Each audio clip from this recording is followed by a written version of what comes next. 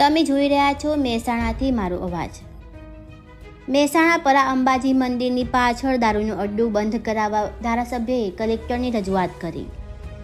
અસામાજિક તત્વોનો ત્રાસ દૂર કરવા પરાના રહીશો સાથે કલેક્ટર એસપીની રજૂઆત।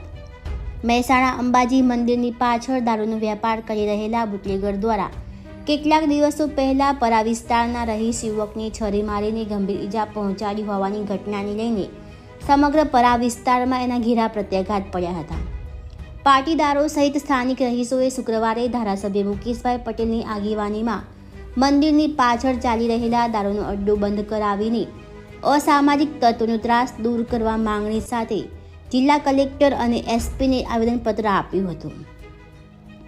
શહેરના પરા વિસ્તારમાં અંબાજી મંદિરની પાછળ વર્ષોથી ખુલ્લેઆમ વિદેશી દારૂનો રમેશ માળી નામનો શખ્સ વેપાર કરતો હોવાથી અસામાજિક તત્વોનો અડ્ડો બની ગયો છે, જેને કારણે અહીં લુખ્ખા તત્વોનો આતંક પણ રહેતો હોવાથી કેટલાક દિવસો પહેલા બુટલેગર રમેશ માળી અને એના દીકરા સહિત કેટલાક શખ્સોએ એક યુવકને છરીના ઘા ઝીંકીને ગંભીર ઈજાઓ પહોંચાડી હોવાનો બનાવને લઈને પરા વિસ્તારમાં ડરનો માહોલ પ્રસર્યો હતો।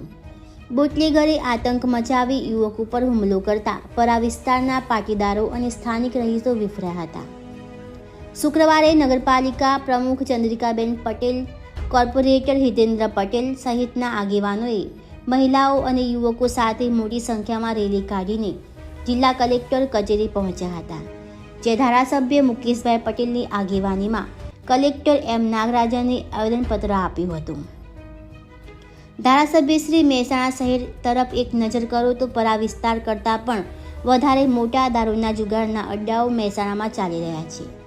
પરા વિસ્તારની સાથે સાથે બીજા અડ્ડા પણ બંધ થવા જોઈએ। મહેસાણા વિધાનસભાની હદમાં મિનિમમ નાના મોટા 500થી વધારે દારૂના અડ્ડાઓ હશે, જેમાં વર્ષોથી ચાલી રહેલી આ દારૂની બદીને બંધ કરાવવાની પણ લોકોની માંગ ઉઠી છે।